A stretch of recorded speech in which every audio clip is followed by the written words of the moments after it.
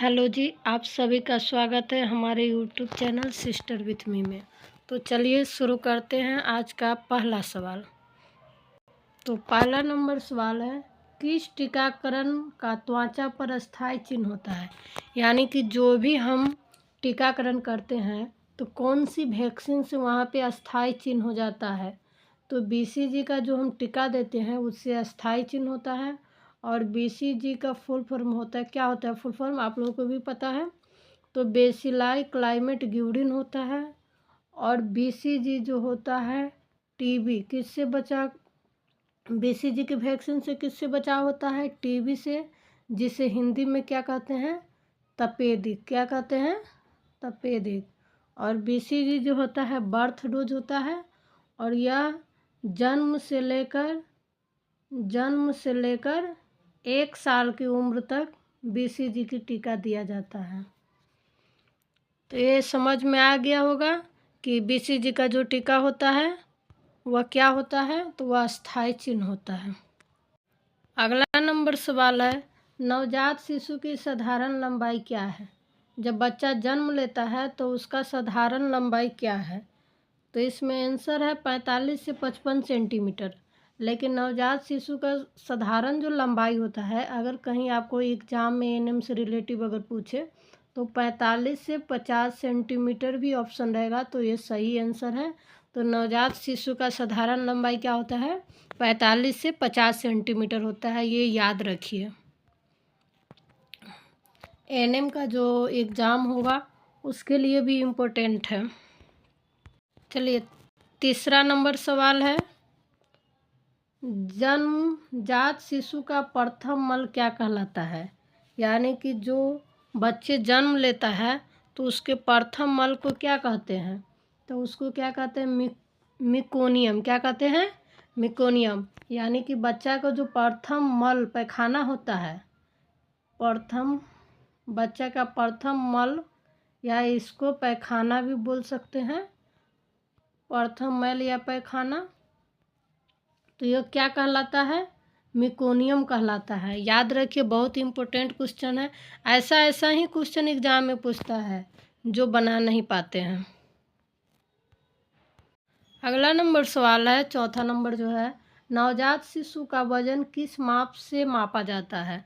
तो नवजात शिशु का जो वजन होता है वह मंच सेम संतुलन प्लेटफॉर्म बिन बैलेंस से मापा जाता है।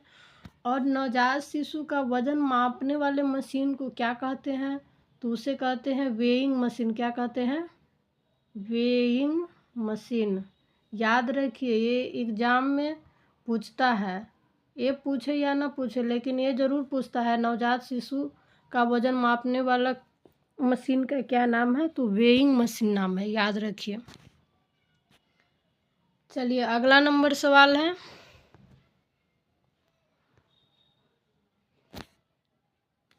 सवाल है, बच्चा का प्रथम दांत किस उम्र में निकलता है? तो बच्चा का जो प्रथम दांत होता है यह 6 मंथ में निकलता है।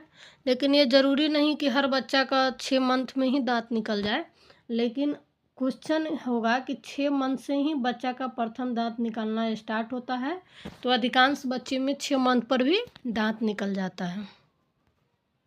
अगला नंबर सवाल है जो काफ़ी इम्पोर्टेंट है, बच्चा अपने सिर को नियंत्रण किस उम्र में करता है?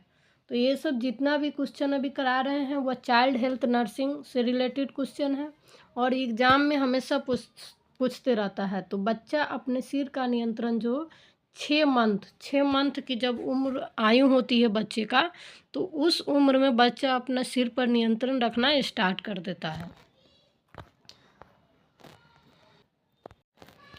अगला नंबर सवाल है, नवजात शिशु का साधारण श्वसन दर है? तो नवजात शिशु का जो रिस्पिरेटरी रेट होता है वह कितना होता है? तो 30 से 36 पर मिनट है। तो इसको याद रखिए, 30 से 36 बीट पर मिनट। बीट भी याद रखिए, बीट पर मिनट। 9वां नंबर जो क्वेश्चन है, जन्म के बाद बच्चों का अपगार स्कोरिंग किस समय किया जाता है? तो ये अपगार स्कोरिंग जो है वो ANM को जानना बहुत ही ज़रूरी होता है, क्योंकि अपगार जब बच्चा जन्म लेता है तो अपगार स्कोर के द्वारा हम ये मापते हैं कि बच्चा हेल्दी है या इसमें हेल्दी है या पुअर है। तो अपगार स्कोर जो होता है वह आंसर हो जाएगा बोथ बी एंड सी, यानी कि आफ्टर 1 मिनट से लेके आफ्टर 5 मिनट तक। 5 मिनट तक का जो समय होता है वह अपगार स्कोरिंग का समय होता है, और आफ्टर 1 मिनट जो होता है वह गोल्डन पीरियड होता है। क्या होता है? Golden period. इसमें आपको क्या क्या नापना पड़ता है? तो बच्चे का टेम्परेचर देखिए, बच्चे का पल्स रेट देखिए, बच्चे सभी बच्चा क्राई कर रहा है कि नहीं कर रहा है। तो ये सभी जो होता है अपगार स्कोरिंग के माध्यम से देखा जाता है कि बच्चा कैसा है, स्वस्थ है या अस्वस्थ है। अगर अपगार स्कोरिंग के बारे में अगर आप पढ़े होइएगा तो इसमें जो होता है अपगार स्कोरिंग में, इसमें नंबर दिया जाता है कि बच्चा 1 से 10 के बीच में कितना नंबर पे बच्चा आता है, उससे हेल्दी अपडेट किया जाता है कि बच्चा स्वस्थ है या अस्वस्थ या वेरी पुअर ऐसे करके आता है। अगला नंबर सवाल है, बच्चा का एंटीरियर फंटानल किस उम्र में बंद हो जाता है? यानी कि जो अगला पोर्शन होता है हेड का वह कब बंद हो जाता है? तो 18 महीना लगता है एंटीरियर फंटानल को बंद होने में। अगर बात करें इसी में पोस्टीरियर फंटानल के बारे में, याद रखिए इंटीरियर फंटानल और पोस्टीरियर फंटानल हमेशा एग्जाम में पूछते रहता है। तो इंटीरियर 18 महीना में और पोस्टीरियर जो होता है वह 1.5 महीना। कितना महीना में? 1.5 महीना में पोस्टीरियर फंटानल बंद होता है। काफ़ी इम्पोर्टेंट सवाल है, आप लोग याद रखिए। हम ऐसे ही किताब नहीं पढ़ाते हैं, क्योंकि हम एएनएम का जो कोर्स होता है वो किए हैं और अभी तत्काल में। अगला नंबर सवाल है, हवा से फैलने वाली बीमारी क्या है? तो हवा से फैलने वाली जो बीमारी होता है क्या होता है? तो टीबी होती है। अगला नंबर सवाल है, पीलिया यानी कि जॉन्डिस किसके कारण होता है? तो पीलिया जो होता है जॉन्डिस वह वायरस के कारण होता है। किसके कारण होता है? वायरस के कारण होता है। अगला नंबर सवाल है, पानी से फैलने वाली बीमारी डैश है। तो पानी से फैलने वाली बीमारी जो होता है वह पोलियो होता है। पोलियो हो गया और हैजा। पानी से फैलने वाली बीमारी है पोलियो और हैजा। अगला नंबर सवाल है, लॉक जौ का दूसरा नाम। तो लॉक जौ को दूसरा नाम किस नाम से जाना जाता है? तो टेटनेस। किस नाम से भी जाना जाता है? टेटनेस। टेटनेस जो बीमारी होती है उसे लॉक जौ के भी नाम से जाना जाता है, या धनुषाकार भी जो होता है टेटनेस से ग्रसित तो वो धनुषाकार हो जाता है। तो लॉक जौ का दूसरा नाम क्या है? टेटनेस। अगला नंबर सवाल है, मीजल्स वैक्सीन किस उम्र में दिया जाता है? तो मीजल वैक्सीन जो है 9 से 12 माह की उम्र में दिया जाता है, और यह सबकुटेनियस दिया जाता है। क्या दिया जाता है? सबकुटेनियस दिया जाता है।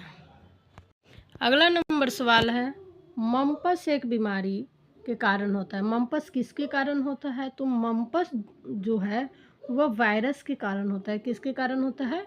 वायरस के कारण होता है। अगला नंबर सवाल है, डिप्थीरिया किससे संबंधित है? तो डिप्थीरिया का जो बैक्टीरिया है वह कार्निबैक्टीरियम। क्या है? कार्निबैक्टीरियम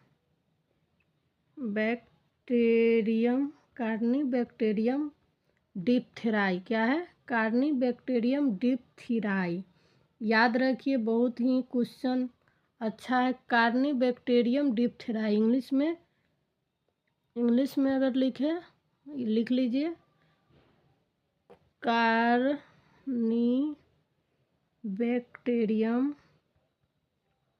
कार्निबैक्टीरियम डिप्थीरिया।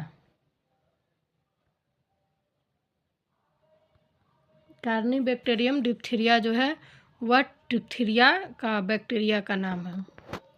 अगला नंबर जो सवाल है, एड्स किसके द्वारा फैलता है? तो एड्स जो फैलता है वह सेक्सुअल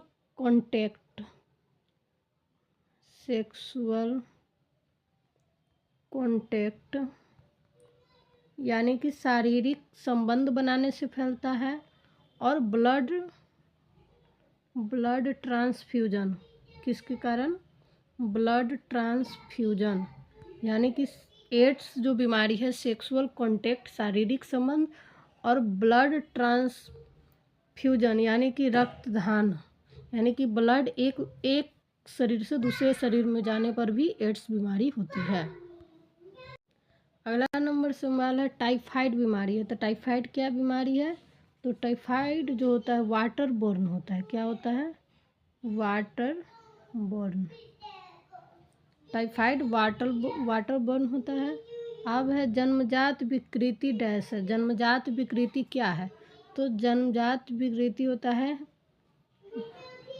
क्लेफ्ट लिप जो होता है, ये भी जन्मजात विकृति है। और क्लेफ्ट प्लेट, ये भी माने कि कटे होंठ, ये सब क्या है? जन्मजात विकृति है। तो आज के लिए बस इतना ही। ऐसे ही हमारे चैनल को लाइक शेयर सब्सक्राइब कीजिए, और अच्छे लगे तो कमेंट में ज़रूर बताइए। और आपको किस टाइप का क्वेश्चन चाहिए ये हमें मैसेज कीजिए कमेंट बॉक्स में, हम आपका ज़रूर उस पर वीडियो बनाएंगे। तो चलिए, आप सभी का धन्यवाद।